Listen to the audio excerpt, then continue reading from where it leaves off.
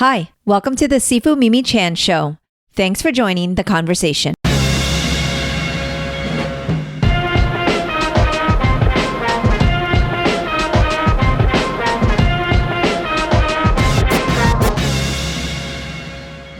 In this episode, Matt Fraction discusses his role as a consulting producer on Disney Marvel's Hawkeye. As a fan of Matt's original comic series created with David Aja, I was psyched to see that this version of Hawkeye was coming to TV. Matt shares his experience working on the film and the glamour of the series premiere in Hollywood.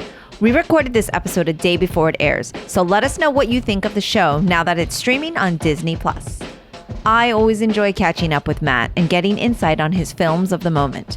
For those that don't already know, Matt is somewhat of a film aficionado. We discuss everything from Alfred Hitchcock to Shang-Chi. Matt is also thanked in the credits of the film in Shang-Chi, FYI. He's also currently writing Adventureman with co-creators Terry and Rachel Dodson. The series is ongoing and available now if you want to read a fun, classic, epic adventure. I'm loving these conversations and hope you are too. If you are, please rate my podcast on your platform of choice and share it with others. If you would like to support with a donation to help keep this podcast going, you can become a patron of the show by visiting my website or patreon.com/SifuMimiChan. For comments or suggestions, reach out on social media at SifuMimiChan. Now, on with the show. Hello, Matt. Thanks for joining me on the podcast today. All right, Mimi, thank you for having me back. How have you been? Oh my goodness. I have been really tired, to be honest. I'm just going to throw it all out there, but so happy to be talking to you. Last time we spoke, we actually had Chip Zdarsky with us. So it's been a bit. Yeah, it's been a while. It has. Yeah, it's been a while. Yeah, that was since like the sadness of Sex Criminals ending, and I was like crying and it's almost been it's just been like a year, right? Okay. Yeah, which is crazy because over the first pandemic break, because now it's like, what pandemic break are we in? But over the first one we talked like a few times because you joined me and Greg one time, right. And then we had our own conversation. So yeah, we are way due, sir. Well, we're due. Yeah, right. We're due. How's the family, first of all? Hanging in. Kids are thrilled to be back in school, and we are working on getting our daughter vaccinated. Now that all the green lights are given, she's particularly needle phobic, so we're trying to implement that. So I think that's an imminent event for us, which will be super great. But no, like back in school and healthy and happy, and turns out pandemic real bad for little brains, probably bad for big brains too, but true. But yeah, so they're doing great.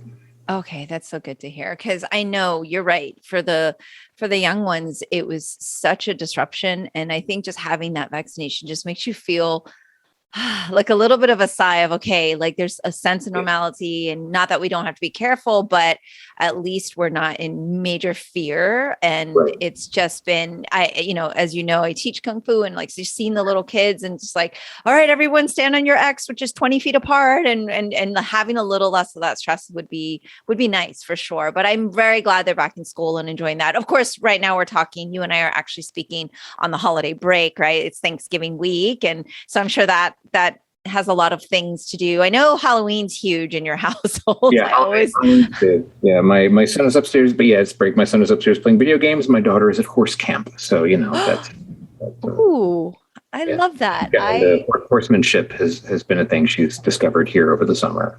I love that. I went on a horse for the first time in maybe like 20 years or something. I was in the Catskills, and we were, out in nowhere. We're like, we're going to go on a horse. My husband's first time ever on a horse. So he's a city boy, born and raised in Brooklyn. I think he went on a donkey when he's in the DR once, seeing family, but I don't think that quite counts. So yeah, I love horses. I'm not like an equestrian or anything. I just love them. See, look, I have a horse on my wall and everything. You do, it's true. Yeah. I'm the year of the horse, It's been interesting that, she's a kid, she's 11, but like not even like mucking stables dissuades her. Like the whole horsemanship of it really engages her. And she got bit. One of the horses bit her the other day because no way. It was, she was given treats to one. The other kind of poked his head around and like bit her shoulder to get her attention or something. And even that didn't like dissuade her. She's like gotten right back up on the horse, as it were. So it's been cool. To Louise is pretty. She's pretty intense. So I could see that. Yeah. I could see her taking to it. So that's awesome. Yeah. Well, I mean, there's so many things to congratulate you on. One is, of course, your beautiful family, as always. But man, there's like no responsibility for that. But thank you. Wait, that's not true. That's so not true. 2 Eisner Awards this year, Hawkeye coming out, all sorts of things on the horizon, comics galore. I mean, wow, you've been quite busy, sir.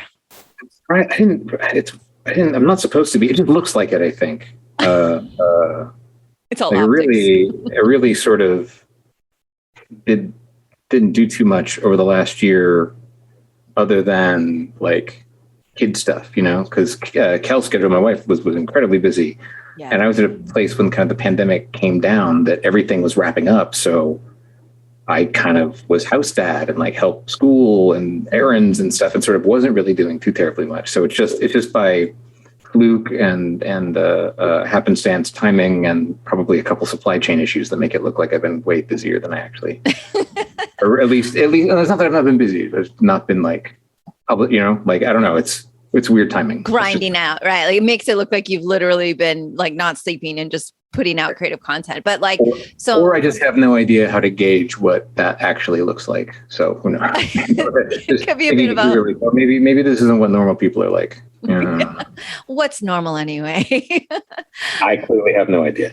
Oh my gosh. No, but it's funny because you and I have kind of played phone tag or email tag, have you, back and forth, like, hey, I got to get you back on the show. It's been a while. And you had some things coming out. And then fast forward, and Oscar and I, my husband, were watching commercials, because all we do is watch trailers. We actually don't seem to watch any shows ever. We just end up watching like, what will we watch? It's kind of and then by then it's time to go to sleep, so we never see anything. But of course the Hawkeye trailer drops and we both jump, like literally, like we're slumped at the end of the night because we only get half an hour of TV in a day, and we like literally sit up and yell fraction as soon as the Hawkeye trailer drops, because we see the Russians in tracksuits, we see the dog. We are just like, our minds are blown. I immediately text you and you're like, I can't really say anything quite yet, but we are, this will air after, of course, that first episode drops. And man, I was... 2 are dropping night. Yeah, so you get to watch episodes 1 and 2 one go. Yeah. Yes. So, and I'm not sure you remember this, because the first time I met you, you were in Rose City Comic-Con. And the first thing I said to you was, oh my gosh, I really love Hawkeye and you're so funny. And I was so embarrassed. Like, I was like, what am I saying? Oh, no, thank you. Thank you very much. I mean, as much now as then, more now. Thank you. Now that you've actually spoken to me, you've not changed your... Oh, please. Thanks. So yeah, so it's super exciting when I texted you and you're like, I may or may not have had something to do with this. And I'm like, oh, you're 100% all over this, obviously. So, and then of course I've been digging up info, and apparently there's like a Seth Meyers connection, and I'm like, my mind's a little bit blown. Right. So just tell me how all this played out. Well,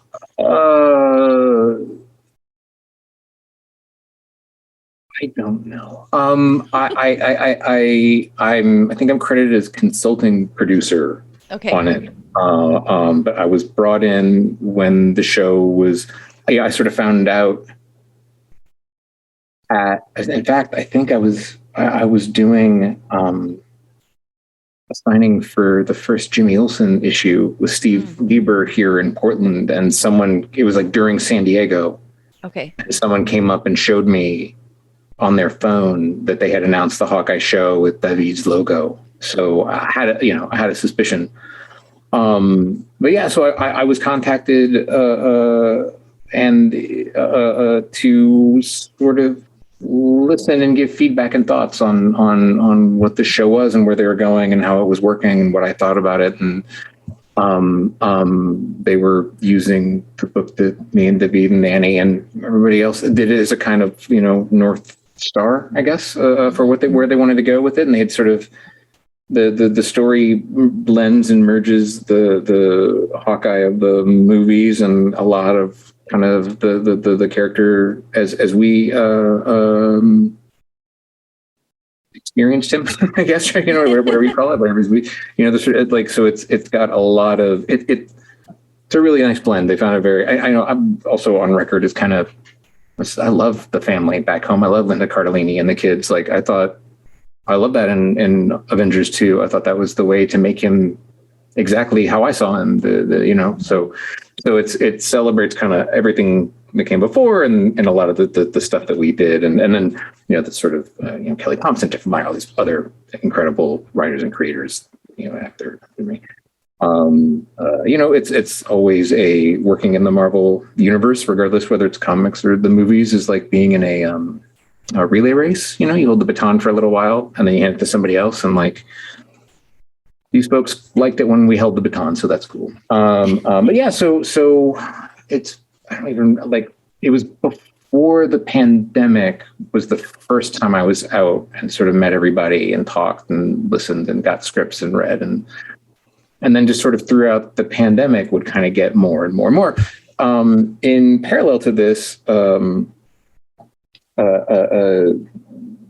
I had, Seth Meyers is a big comic fan and had me on his show, and that was crazy to go on a talk show about comic books. But there's another show called Documentary Now that is frequently it was directed by a guy named Rhys Thomas, and Rhys Thomas was one of the directors that was being brought in to do that, and so Seth had kind of put Rhys and I in touch, and Rhys really kept me in touch while they were in motion and working. I was supposed to go out. I was supposed to be a tracksuit, but between kind of pandemic and we got a puppy. He's a very big puppy and as busy as my wife was. I've seen Puppy. Horse. He's a horse, really. He's a pony. But yeah, so I suppose, but like, I was going to be a tracksuit, which I was really, really, really looking forward to. But yes, that would have been amazing. We'll just have to everybody watch it like 10 times, so there'll be a sequel, and I can go be a tracksuit in the second one, I guess. Yes, you definitely will. I'm all about it. I've heard, amazing things about this. I am super psyched, and I know if it has any bit of inspiration from the work that you all did in the comic, that it's going to be fantastic. And so I'm very excited. Thank you. I saw the first two the other night at a premiere event, which was deeply surreal. And I feel very red. I feel that they took, there are pieces of me and David and Annie and Javier and Francesco and Chris and Jesse and Lieber were all, and Hollingsworth too. Like even there's even out of like it's the entire team has really been kind of honored in this work. Or like I said, I feel very red. I know they were really looking at it. It feels very flattering, right? It's like I said, deeply surreal, very, very weird to be on a red carpet where all of Hollywood Boulevard is done up with targets and purple, and it's super nuts. And they would really steer into the Christmas thing, and we kind of did some stuff around Christmas in it. So it's like a holiday movie. It's like a big Marvel superhero holiday movie. Like it's real crazy. Yes, it's so exciting. And I think Rhys did an amazing job, and Bert and Bertie, the other directors, I've only seen kind of clips from their stuff, and like it looks fantastic. And deeply weird, deeply surreal week. Yeah. And it's funny because we all, as comic book fans and readers, of course, are always looking and interested and fascinated by when the characters come to life on screen, but not just a character like a superhero such as Hawkeye. But, we've seen so many iterations of superheroes, but there are very, very specific ones in specific arcs, like what you've done with that character. And like, if that even comes through in a small percentage, I know it's going to be great, because it's an interesting thing. Like, everyone knows I'm a comic book fan. And while I do like my superheroes, that's not my favorite to read. Like, I enjoy reading things about like where I don't really know what's going to happen at all. I have no idea about the character, whereas a superhero character has backstory. Everyone knows about Superman, right? And so Hawkeye for me was a little bit like that. Like I kind of knew who he was, but not enough to where it like ruined the magic of the story. That's the appeal, right? That's the appeal of the character, right? Yeah. And then what you brought to it was just like my mind was just totally blown, and it was just really, really awesome in general ways. But like I was just super, super excited. And so I know that dimension of character that you write him in, like if that's even like remotely displayed, it's going to be freaking awesome. And so, like I said, my husband and I like jumped up, like just seeing images we knew already. We're like, Fraction. It's so obvious. Yeah, it's really crazy. It's really, really crazy. So cool. So cool. Well, congratulations. It's really great. And it's great when it's done well. I mean, I know I haven't seen it yet, but I feel pretty positive because in all honesty, Marvel doesn't really screw a lot of things up like other studios perhaps, and other things that come out. And so I feel like at the end of the day, we know it's going to be super entertaining. We know the cast is great, and the sets and the costumes. I mean, we know it's going to be well done. So yeah, there's a level. Congratulate you. I'll take all the credit. Everything that worked was me. Not even David and Annie, etc. It was all me. Everything that worked was just me. Everything that was wrong was everybody else. Why didn't they listen? Even there's a level of fidelity and detail that like I look in Hollywood, everybody thinks you're a genius and everybody loves everything that you do, right? It's sort of it's compliment and praise is so overused, it's entirely devalued. But like, oh man, there's levels of attention that was being paid that's like, you don't do that if you're a tourist, you know what I mean? So if you're super duper hardcore, there's you'll feel your faith will be rewarded, I guess. Nice. Like little things down to like the way like the apartments are decorated and stuff like that. Like it's like, oh my God, that's really were trying to put as much of the book we all did up on the screen, which is pretty nuts. And too, like to meet, like I met a couple of tracksuit guys and they were fantastic, just hilarious, great, and they like had the time of their life because it was so completely ridiculous, and like they self-organized, like on set the tracksuits like organized how the gang would have worked and all this, like how all these fun stories they were telling me, and like it was great. It was really, really fun. Yeah. And like just the process itself, I know that you've consulted on things, you work on things and everything, but this seemed pretty involved because of course it's a series. Like, what's that back and forth like timeline wise and like work wise? Is it very, because I know as a creator, sometimes there's big highs and big lows and whatnot, but with this, there's probably time constraint. Like, here's the script, get it back to us by. Yeah, definitely. And the thing is, there are all these other parts of the machine that are waiting to go they can't start building sets until they know what sets you're going to need, and they can't start organizing when they're going to be on those sets until they know how many times do we come back here, and they'll shoot things all out of order, and like, oh well, we're going to need this set for episodes 1, 2, 4, and 6, so we got to shoot all that here, and then and that requires a level of, so there's like the script is really the roadmap for the production. So there's always a rush, but like it was truly consulting. Like it wasn't for me to say, does it have to be an arrow or whatever, but rather I was just giving feedback and just sort of talking about what my approach to the characters were and what I thought about them, or it was really just giving feedback for them to take or leave. And I certainly feel listened to. I can see what I detect and sense as my own kind of input into the process. But like the writers were the writers, the directors were the directors. I was just a guy giving notes, and that's like being the loudest fan on the sidelines, in a lot of ways. So because ultimately that was sort of. Right. All this is, because I never had anything, like I never had, not that I ever would have said this anyway, but like the Hawkeye wouldn't do that kind of note. Clint wouldn't do that. Kate wouldn't do that.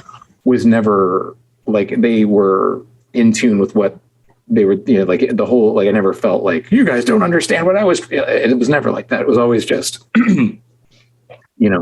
character stuff, right? And sort of backstory stuff and how and where and what, what my research did and what I knew and what I understood, that kind of thing. And like take or leave it, or like alts, right? Like, like little dial, maybe this line, maybe that line, something like this, something like that, like little jokes.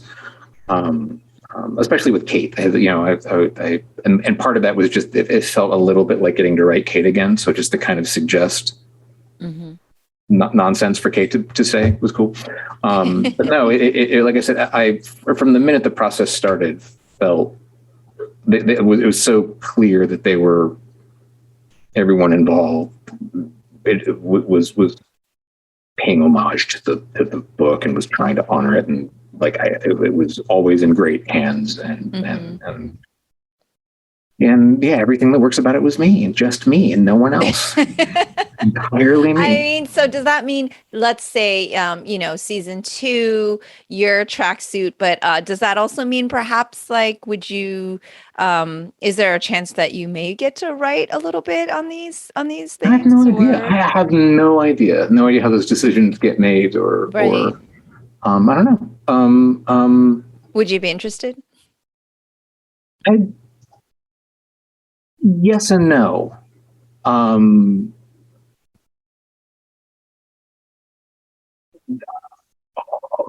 the no is maybe more interesting than the yes, but the no would be like, would I,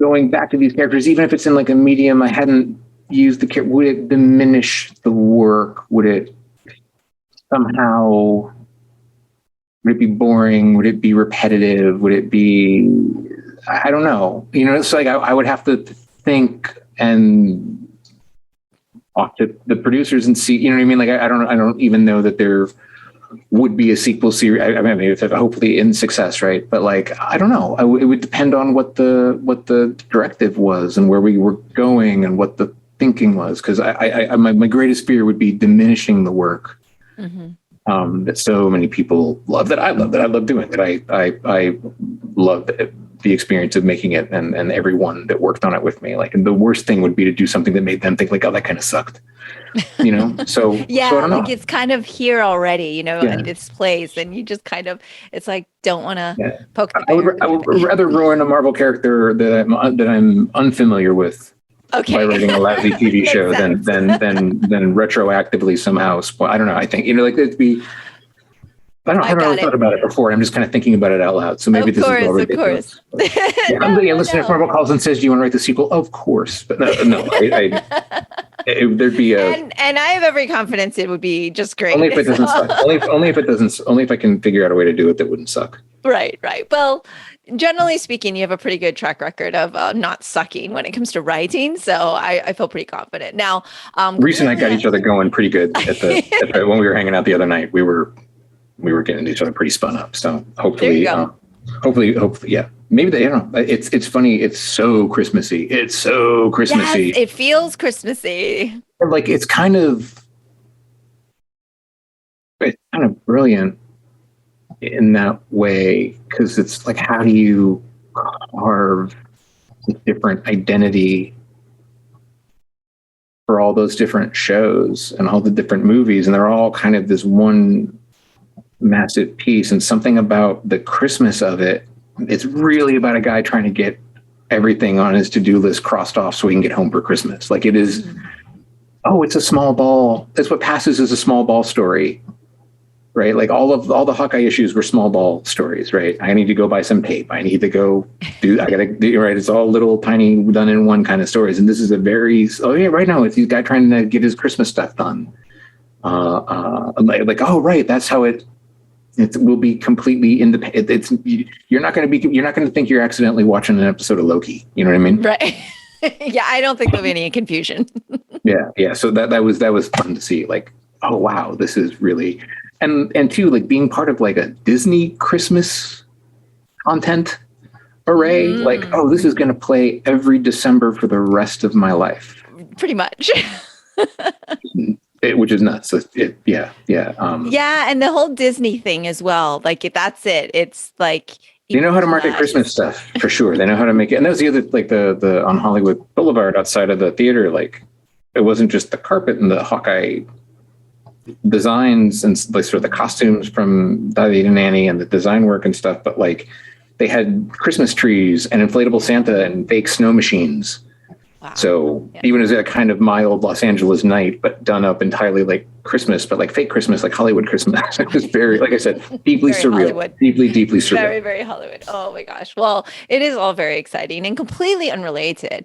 Like you're the third guest on this show that's also been on the Seth Meyers show. So by some weird algebraic equation, like Seth and I pretty much have exactly the same shows, how I see it. And, so just let him know when you talk to him that I'd love for him to be on my show. I'm just kidding. All right. Yeah. No, I will, and vice versa. But I love Seth Meyers. So I love that there was like a little bit of a connection there where he was like, oh, I know Matt and I'll make that introduction. So he had me on to talk about sex criminals, but then asked about Hawkeye. It was really funny. Like, of course.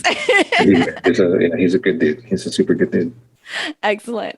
And speaking of email intros, I wanted to thank you on air for the lovely intro for Ed Brubaker. We had such a nice conversation. And what was kind of fun is I didn't expect, to vamp with him for an extra 30 minutes on his favorite TV shows, which he was very passionate about. Mm-hmm. It sounds like Ed. That tracks. Yeah, that tracks. Yeah. And so that was a bonus. And of course, you being a film aficionado, I thought, oh my gosh, I need to also check in with you on what you've been watching and what kind of has been, kind of on your mind. But also, you also got a special thanks in Shang-Chi, correct? Yeah, I did. Yeah. I taught everybody how to kick. Well, you could have brought me in for that, right? But I don't want to share that credit. I needed that credit. That's how you are. You just hate sharing credit. That's what. I can, but now that I've got, I thought I read that kick. It's great. Let's see, movies. What have I been watching? Early Alfred Hitchcock movies, like his late silent and early sound movies, like that's sort of before he came to America. Wow. It's an interesting. He's such a visual storyteller. It's really interesting to see how he used sound as a pure storytelling element, and especially movies like Blackmail or Saboteur, I think. Is it Saboteur? Oh, Foreign Correspondent. And Saboteur. So those are it's just interesting to watch him like that. I'm always looking for stuff to steal, right? So, and then like I watched a bunch of Alfred Hitchcock Presents, the old TV show, which I remember from my youth, but like sort of in the abstract, and watching them as an adult, they're really just kind of like Twilight Zones without the twist. It's like, here's terrible people, they do something horrible happens at the end, and then Hitchcock comes out and makes fun of them, right? Which is pretty great. Like, oh, they were very stupid. Of course they would get caught and punished. Here's a message from our sponsor. Yeah, I like always in the older that they always had the filmmaker come out and explain things. Yeah, well, that was the thing, right? Yeah, we have to make it clear that crime doesn't pay. So that's kind of although my son and I over the summer watched a movie every night of summer vacation, and we're kind of picking it up now for Thanksgiving break. So we've been watching Christmas themed or holiday themed horror movies. We watched Gremlins and Black Christmas, and last night. How does Gremlins hold up? It's been a while. Yeah, I remember it being the most tense and frightening. Like now I just laugh, like the live action cartoon nature of it. Pretty bold, but and it's more amusing to go back and look at like, oh my God, this movie had me so terrified when I was 9. Right. When you think about it, right? That's what I was wondering. Yeah. So no, it's fun. I think Joe Dante is really underrated. I love watching him kind of work in that Spielberg idiom and still find ways to like bring all of his Roger Corman friends in and all that kind of stuff. So that was really fun. And we did Rare Exports last night, which is pretty terrific if you've never seen it. I have not. And I ordered a movie called Beyond the Infinite 2 Minutes. It's Japanese, and I almost don't want to say what it's about, but if you can see the trailer, and the trailer will melt your face off, and you will want to see it immediately. I'm not sure when it gets here, but I'm so excited to see Beyond the Infinite 2 Minutes. I'm a little bit afraid. I'm not. No, it looks like a huge horror person. No, this looks like a kind of science fiction comedy. Okay. All right, I'll tell you what it's about. Okay. A guy discovers that a monitor in his bedroom shows 2 minutes into the future, and a monitor down the hall from him shows 2 minutes in the past. Okay. And he puts them face to face. Wow. And it becomes about people who kind of create their own time loop that they are now stuck in. But so that's its own kind of mind-blowy, funny thing. But here's the thing: it's a done in one movie. It's all one take. Oh, I love that.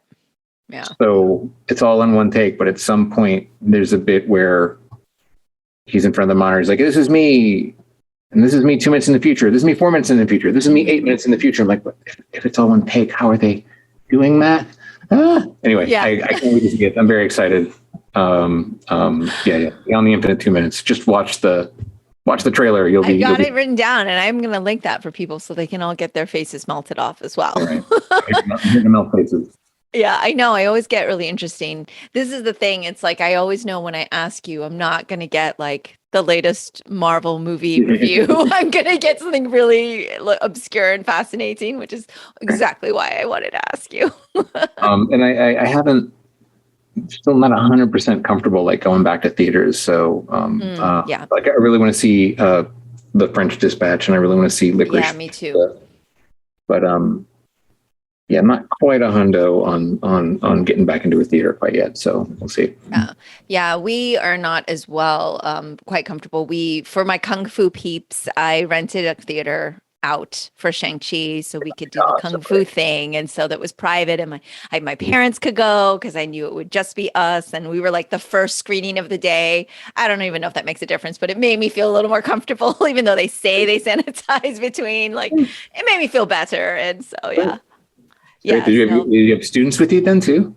Yeah, so they were more my instructor students, so they're my team. So I wanted to treat everyone to kind of a nice outing that wasn't like, hey, we're going to work out for 3 hours kind of thing, but something relaxing. But also, since I wanted to support the film and also so many of the people in it that we were really rooting for, and just super excited to see it kind of come to life. And, and it's a Kung Fu movie. So of course the Kung Fu people are going to go see a Kung Fu movie.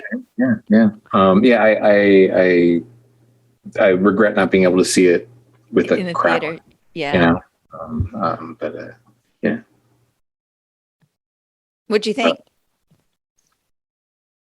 That was great. That was terrific.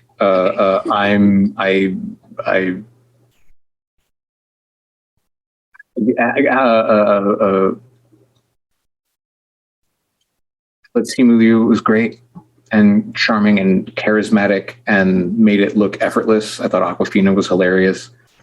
I love Michelle Yeoh in everything, and that Tony Leung is back, and that Tony Leung is like so Tony Leung in that movie. He is. And I would make the argument that he's kind of one of the only villains in the Marvel canon who, like, you understand.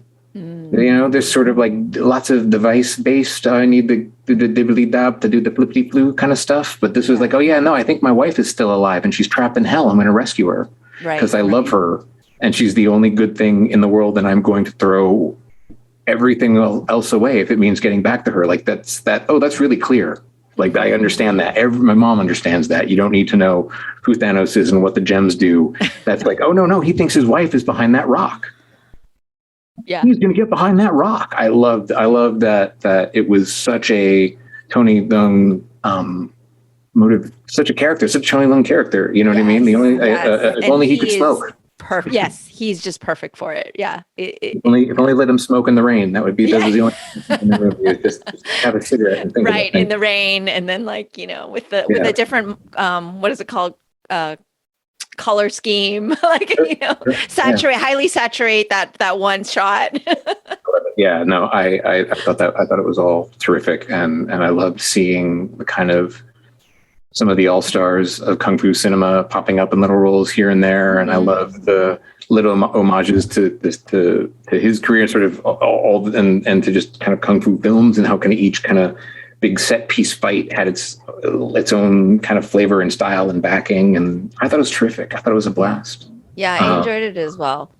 And not that I don't enjoy all Marvel films, and maybe I'm just biased because this is literally the Kung Fu one, but it really is one of the top ones for me in terms of I would rewatch that, right? I've enjoyed pretty much all the Marvel films, but there's only a few I would rewatch, and that's definitely on the list for me. So yeah, we enjoyed it. My father enjoyed it. It was really cool to be able to see him enjoy something like that, especially the parts where they're speaking Mandarin. Even though he's more of a Cantonese speaker, it still had this authenticity. That opening sequence with the Bakwa Tai Chi, the very wuxia stuff, yeah, where they were it was very wuxia, where that's where he meets his wife, and of course she's who else would he fall in love with but somebody who can kick his ass, so I was just I've seen these movies, I know how this works, right? Yes. Yeah. And then that first meaningful glance where it goes into slow motion, and they're that's so all right. That was so great. Yes. No, I had a friend of mine who talked about how just the little just everybody taking their shoes off before going into the apartment, how that was hearing little stuff like that. And oh right, it was it's very cultural. It's sort of it has the balance kind of being a superhero movie and a kung fu movie, but also of its culture, right? And by its culture and for its culture, and sort of it's always those little bits of verisimilitude that whatever, right? That kind of stuff. That was the stuff I had no idea about. That was the stuff I had no thoughts about until I would hear and see it reminded me a little bit of again, just kind of hearing from friends. It's different when you see it in a theater, but I remember going to see Crouching Tiger, and what a event that was, and to hear you could tell as a non-Cantonese nor Mandarin speaker when what was being missed or being you maybe wouldn't get it from the subtitles, but you could tell by the audience reaction. Whoa, and you could hear so there's this twist to that. There's a spin to that. It's not as innocent as that was cool to be in a majority audience of Chinese folks watching Crouching Tiger. It was oh great, you just get a clue in what's really going on here. Great. Well, so much is lost in translation in any foreign film. It's just the worst. It's implication and poetry and But that was cool. But hearing the little details are always what makes it. I thought one of the really brilliant and fun things in Shang-Chi was also the blend of the modernism of being Asian American, and just the scene in the car where she's Shang, and he was no, Shang, and the tone, and just and then she's you changed your name from Shang to Sean, really? And I'm but in Chinese that is vastly different. The sound makes it completely so different, but to a non-Chinese speaker it sounds exactly the same. And that to me, there was just some brilliance in that, because it was very American, but at the same time it was very Chinese. So that was kind of fascinating to me. I love that they steered into that with Awkwafina not really being able to being able to understand, but not really being able to speak Chinese. And the whole conversation about her name and his monologue about they named me after a chicken dish, and that that sort of this is great. I loved the parts in the movie that were not necessarily for me. You know what I mean? Oh, great. That was cool. I love that it was such a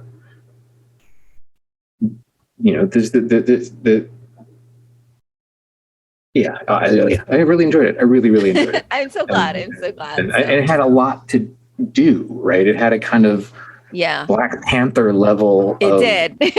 of things to service, and I thought, boy, just from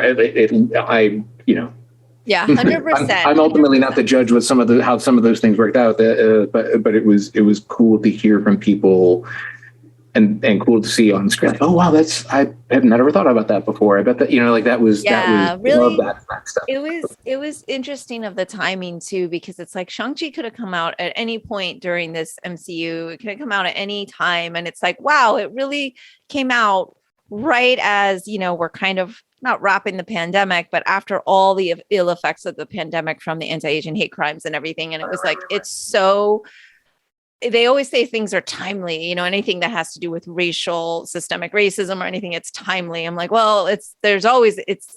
So it's always going to be timely. But man, this one really was, especially from, the post effects of COVID and what happened with all of that and everything that we've been dealing with. So it really was timely. I know it's like so cliche to say, but it certainly was. So I know like they were making it in lockdown, like they had started and then had to shut down for a little bit and then open back up a little bit. But like it was, I would imagine, impossible for everyone on that movie not to realize how there has never been a more important time. Yeah, the weight of it. For the Chinese American Avenger, or for this, for the, I think there was probably a moral pressure, right? Like it's time for this. It's long overdue. Like, so let's waste no time. Yeah, there's a lot of weight for sure. So I was relieved because I often get disappointed and I always put my hopes too high, but I was really, really, really pleased. So I want to talk about Adventureman with you though. Oh, sure. Yeah. Sure. Because I didn't get to delve in too many volumes yet, but I did get to start it finally. And when we spoke last time, you were just kind of getting it started. And I remember seeing a little bit of the art and I'm like, so beautiful. And it's also really fun and really smart, as is all your writing as usual. But you also managed to keep that going from the pandemic and yay for creativity, and I'd love to talk to you a little bit about that series. Sure. Well, my writing on that is really inspired by Terry and Rachel Dodson. Terry puts so much life into those characters and how he draws them that it really changes how I write them. I'll get pages back. Like they sort of, it's a kind of thing that only he and I and Rachel get to see, but the sort of how that all works together. But thank you. And I'm glad you're enjoying it. And it's back kind of out now. Our second arc is kind of happening. Mm-hmm. It was when Terry and I first worked together at Marvel, we realized that we really wanted to work together on something we had created because we could do it on our own terms and it didn't have to be cranked out every 28 days, and so it gestated for a long time it's funny. It's always 100% joyful to write. I will always get stressed out and like, oh no, and then I start like, oh, it's just fun. It's always a joy. It's always a blast. It's always a delight. I love working on it. And then Terry turns in these magical pages and it feels even better and bigger and crazier and more wonderful. And so there's a hardcover that collects, I think we're kind of trying a thing where the collections, we're trying to blur the lines with arcs a little bit, I'm not sure if it's entirely successful as a thought experiment. I just don't, but we wanted to kind of, it's a book about pulp fiction and adventure storytelling. So it's like, we want to end on cliffhangers, right? It's always got to be these kind of, so our early issues were really huge. So it's a giant giant hardcover rather, just for like 4 issues, but it's like 6 issues worth of content, I think. So then the second storyline is underway now, and it kind of, like I said, it all kind of smears out and smooths out, and it's a chance to explore all kinds of genre tropes from all kinds of parts of the kind of proto superhero comic world of Pulp Fiction, and to update it and modernize it, reclaim some of it and disavow other parts of it. It's got an impossibly Pulp was impossibly racist and colonial in its thinking. So like, how do you reclaim that, and how do you take the parts that are good and make it something you don't have to apologize for or try? I'm sure there's a million things we'll learn and get wrong, but like it's not for lack of trying.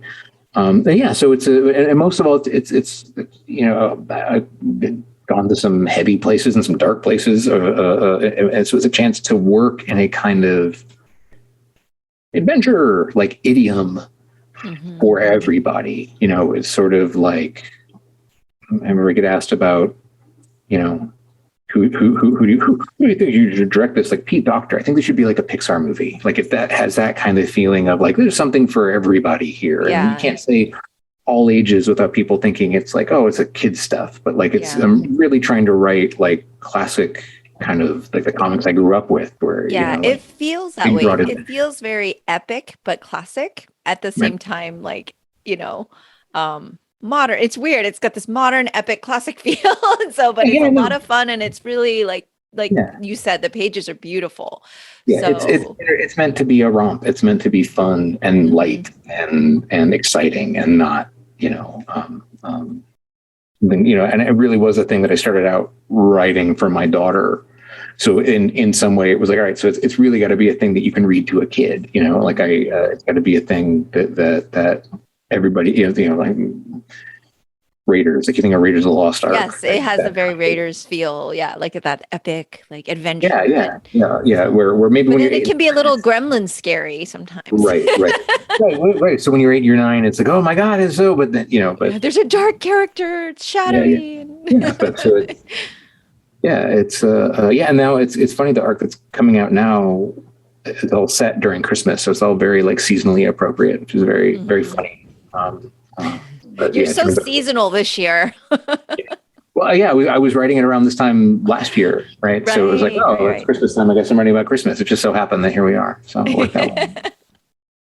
And now I'm sensing a theme. I'm like, I guess you and I have to talk every year, like before Christmas. Christmas time, like it's our thing, in addition to the other times. But I'm realizing that we kind of end up talking probably around the holidays all the time. That's right. Thanksgiving. All right, we'll do it every Thanksgiving. I'm thankful for Matt. Gratitude. And again, I wanted to congratulate you on the Eisner wins, and I mean, is that like, I know you've won Eisners before and Harveys and I mean, does it ever get old? Not old, but I mean, is it still shocking and exciting and like, oh my gosh? Deeply, sincerely, especially for a book like Jimmy Olsen. It was incredibly unexpected. Okay. Yeah, no, it was nuts. It's great, amazing, but like. Yeah, not one, but two also, right? Yeah, that was the other thing too, is like, even if you start to think about it rationally, you think, well, we'll probably split the vote then, right? But that turned out, no, it was great. It was I was thrilled that I could share that with Steve, and who is just the funniest, best collaborator, and such a pure storyteller, that he made my nonsense make sense, and clearly it at least resonated with the Eisner judges and with Eisner books. So that was really cool. Oops. But yeah, it was nuts and bonkers, completely unexpected, entirely unexpected, and entirely a delight. Yeah, I really look forward. I've always looked forward to the Eisners in the past, because I go, okay, what is it that I need to read?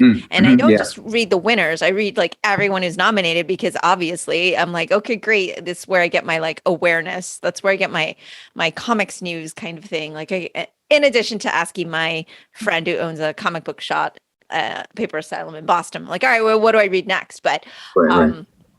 But over the years, it's been awesome, because I know a lot of the winners now, and it's so exciting to like go, hey, congrats on the nomination, or hey, congrats on the Eisner. And so that night I was like, oh my gosh, Stan Sakai, oh my gosh, so it was just so cool that now, fast forward all this time, I never would have thought I'd be talking frequently to a lot of the people that I've just drooling over as I'm reading and excited to read their stuff. So I feel very, very privileged and honored to, be able to have these conversations with creators like yourself.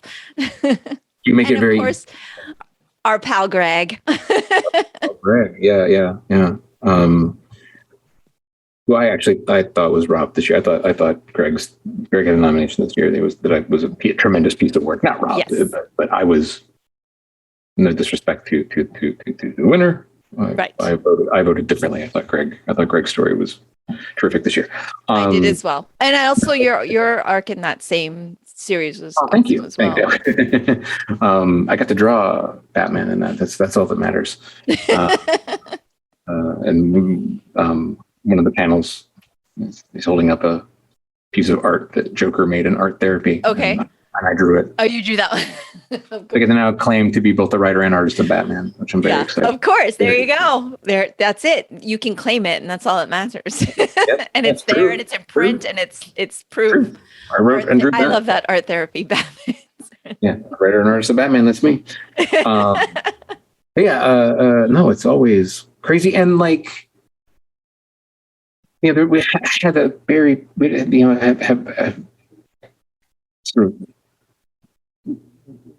one they had like a kind of big year,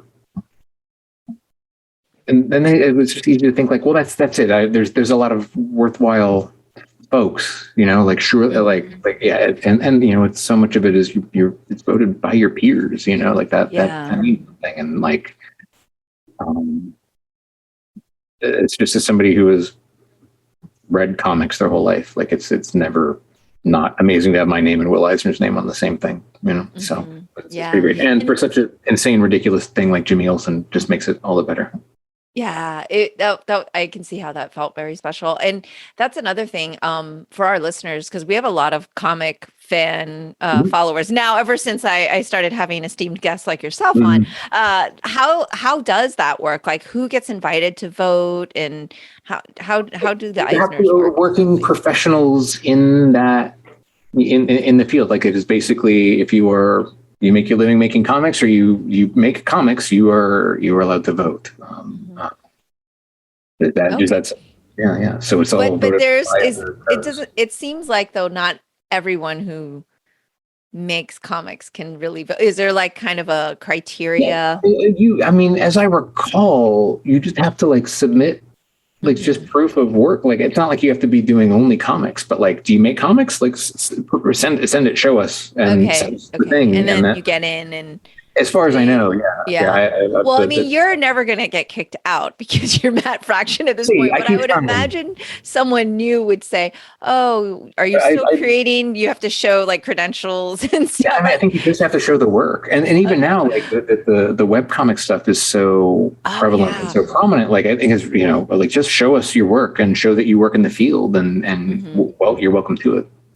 At least that's what the rules used to be. I don't know if it's changed, but that's what it used to be. Right. Well, and speaking of that, because you've obviously been doing this such a long time, and you are at a point in your career where you kind of get to collaborate with who you'd like, and I think you get to kind of pick the projects that you like. And you spoke a little bit earlier about, okay, we're in the grind at the at one of the bigger publications, and you have a certain deadline and all of that. It's like, what's kind of next on the horizon for you? Like, do you enjoy just kind of still doing what you're doing in terms of like working on your Adventuremans and doing your comics on your own time? Also, maybe dabbling in film and TV writing and things like that. Like, I'd love to hear. Yeah, Adventureman is ongoing. I've written some new Casanova stuff that Gabrielle and Fabio have and are working on. And I've actually been in a writer's room and will be for the next little while for a show that I co-created. And that's been weird because it's, the first time in like 15 years that I've had a job where I have to be somewhere at a certain time and there's a bunch of other people there. I forgot what that's like. It's literally been, 15 years. So there's other humans. It's weird. It's real weird. But I've been like living in California Monday through Friday, coming home on the weekends. So it's been exciting and new, but it is TV show. So like, Yeah. it's a lot of work. So I'm not doing. I have a couple of things kind of slow cooking, but like not in any pressure. Like I didn't feel right cooking up stuff, even though the kids are back in school. Like I don't know what my deadlines are going to be like. I don't know what realistically what my bandwidth is going to be, and how much I'll be able to do. So everything is just kind of been like comic wise is kind of developing while I'm working on this show. Yeah, and I know you can't talk about the show, but is it your first time kind of in a writer's room in this capacity? It's in this capacity, yeah, as like a co-creator, kind of executive producer type. Yeah, I've been in rooms before, but it's always been just like for a week. Like it's always been as like a one-off, a brief moment, or one episode, or yeah, like or or it's consulting. You show up and you listen for a week and you talk about stuff. But like in terms of like a Monday through Friday for 24 weeks, like this is yeah. This is very exciting, and I know our listeners are like, "What is it?" But I know that you will come back and talk about it when it is time. Well, it's not a Marvel thing, and I think they're gonna. It should be announced. Last I heard, they want to announce it at the beginning of December. Okay. So maybe by the time you're hearing this, it'll have been out or will be out shortly. But who knows? The things are weird. Everything everything Holly is weird. Holly weird. Yeah. And the supply chain. Who knows? Supply chain issues. Who knows when things are going to happen anymore? But should be announced soon. But yeah, so that's been crazy, and like the culmination of like 3 years of consistent development on this thing, and now it's released to more real, or at least writing scripts. So that's pretty crazy. Yeah, you're in like phase 2, and then when you go into production, you're going to be like, "Wow, this is really crazy," and it's really weird, and then it comes out and post. Yeah. But that collaboration, because you are obviously as a comic creator always collaborating, but I would imagine there's such a difference of sitting in a writer's room and like doing that grind versus I'm in my castle, I do my pages, and then I get a call or I get my pages from, back and forth between your collaborator. How does that translate for you, kind of being in a writer's room or doing comic creation? Is it just totally a different animal, so it doesn't really have any relation? Yes and no. I mean, I think it's a pretty perceptive. Yeah, I mean, it's quite collaborative. It reminds me a little bit of like what Marvel editorial retreats felt like, where sort of a bunch of writers sitting around talking about their stories. Reminds me a lot of my time in advertising and kind of creative director kind of stuff, where you're talking about how to do a thing, and also like I have been. It feels a little bit like training. Like it feels a little bit like distance running, like training for like a long distance kind of running race. Because I like the first couple of weeks was like exhausted. It's just like it's just keeping so much stuff in your head all day, and I'm less and less tired. But I'm also aware of like I kind of get a little punchy by the end of the day, and just like so I'm aware of how I've really been in a room by myself for 15 years. Yeah. Right. Like I'm aware of that. But I'm with a terrific, an amazing co-creator and a terrific group of writers that are tremendously experienced and know what they're doing. So they're all at least acting very forgiving of my nonsense. So that's cool. But no, I mean it's lateral problem solving with a lot of smart, good people, and I might do it quicker, but I don't know that I would necessarily do it better. You just have a bunch of minds working and problem solving, and someone's going to come up with something more clever and more interesting and better than you would have had, or someone will have had an experience that influences that, like it's very much stronger for the group process of it all. Mm-hmm. And that's the coolest thing to see how it grows and takes shape in ways that I didn't anticipate or couldn't expect, but that are infinitely better and more interesting because of it. Like that's super cool. And like comics, it is a collaborative medium, and like the best answer should win, not who answered, So I don't have a lot of ego in there. I don't feel defensive or any of that. It's just kind of learning how this all kind of works together and how we all work together. It's I think, yeah, we're just done with week 4. So, it's still pretty new, but like, it's been a lot of fun. It's been a lot of fun. Yeah. Well, like anything else, just having the right collaborators is the key, because It makes a big it could difference. probably be a nightmare otherwise, being stuck in a room for 24 weeks with people. Yeah, So this sounds pretty awesome. Yeah, I've heard some real horror stories. This is not that. This is a very, Right. very, very supportive, very cool kind of place. So Yeah. it's Oh a my joy. gosh. It doesn't feel like working. As tired as I am at the end of the day, it doesn't feel like work. Yeah. I mean, and just the travel grind though must be kind of rough. And then of course you must be on like FaceTime every night with Kelly Sue and the kids. Pretty much. Yeah. At least you're on Yeah. the same time zone. Yeah, that's true. That's true. Yeah, I don't know if I can keep up getting home every weekend.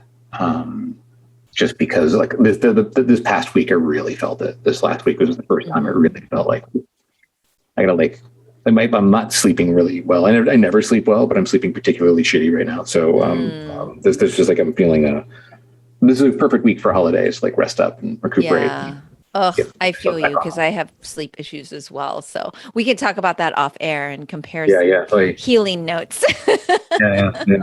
Oh, I hate to hear that. But as always, it is a pleasure to talk to you, and our hour goes by can't so believe- quickly. I can't believe it. Yeah, I can't believe it. That's crazy.